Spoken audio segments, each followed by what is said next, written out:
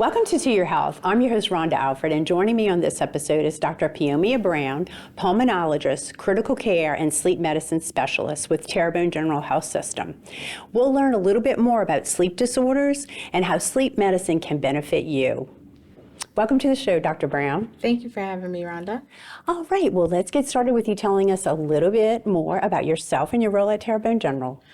Well, I'm so happy to be here again. My name is Peomia Brown again, if you haven't already noticed from the name on the screen and from the repeats, but I am from South Carolina. I did training at Clemson University for undergrad, medical school in Charleston at MUSC, and then pulmonary and critical care training at LSU in New Orleans. So that's kind of what brought me to Louisiana. So I'm happy to be here at Terrebonne General now discussing sleep medicine and treating patients with such diseases. All right, well, let's get down to it. You have a lot to tell us. So the first thing we need to know is tell us more about sleep disorders and how it affects total well-being and your health. Awesome.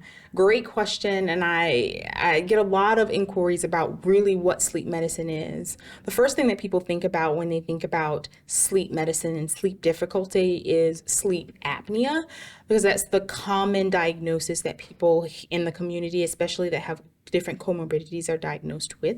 So they think, oh, I'm snoring at night, I can't sleep, and my cardiologist said my blood pressure is high and I've got this running rhythm, so they wanted me to get a sleep study. And that is certainly a very common diagnosis, and I will tell you over 20 or 30 million people in the United States are diagnosed with that disorder. So it's very, very common, and of course treatment is not necessarily a one-size-fits-all. But in addition to sleep apnea, sleep medicine encompasses so many different disorders that I don't think a lot of people know about, including insomnia, which is a huge umbrella, and it just means I have difficulty falling asleep, staying asleep, or I'm waking up too early or multiple times a night. And this is something that goes on for several months that is debilitating to your life. Causes of insomnia is just very complex. It could be caused by an actual medical diagnosis like sleep apnea. It could be caused by other neurological disorders. It could be caused by so many stress, anxiety, all can cause insomnia. Another diagnosis under the umbrella is hypersomnia, or I sleep too much. And people go, that's not possible. I mean, if I could sleep for 12 hours a day, I would love it. But actually, sleeping long periods of time, more than 12 hours, and the key is not feeling refreshed when you wake up, is actually a diagnosis that could be treated, and it's associated with other underlying things. It could be hereditary. Another diagnosis is parasomnia. So you're thinking about people who have very vivid dreams and they're acting out their dreams when they're actually sleeping, or they might be fighting and falling out of bed. That's another complication, and people think, oh, that's just normal or a normal sign of aging, but not necessarily. Moving too much as you're trying to fall asleep, that's preventing you from sleeping. Restless leg syndrome, that's another diagnosis under the umbrella. And I can tell you the list goes on and on, but I am here to treat them all. Well, you mentioned a number. What number of people are affected by sleep disorders? It's really hard to quantify, especially because of the vast diagnoses that sleep medicine encompasses. But like I said, more than 20 or 30 million people suffer from sleep apnea alone. So that doesn't even include the people who they're sleeping too much, or they're not sleeping enough, or have the other diagnosis associated with insomnia. Okay, so as a pulmonologist, how do you help treat these patients? So great question. So with sleep medicine training, and what we've been trained to do is, number one, you have to talk to the patients, understand what their key complaint or their chief complaint is. Once we can narrow down what the issue is, if it's, I'm just so tired, I'm not getting a restful sleep, then we can narrow down a diagnosis.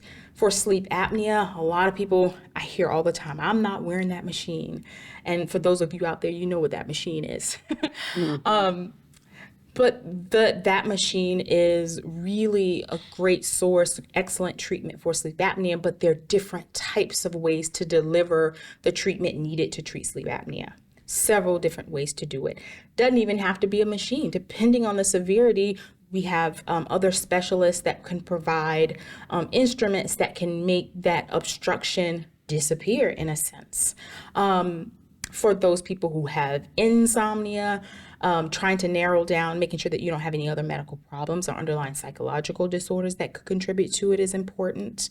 Doing a sleep study, actually watching you sleep.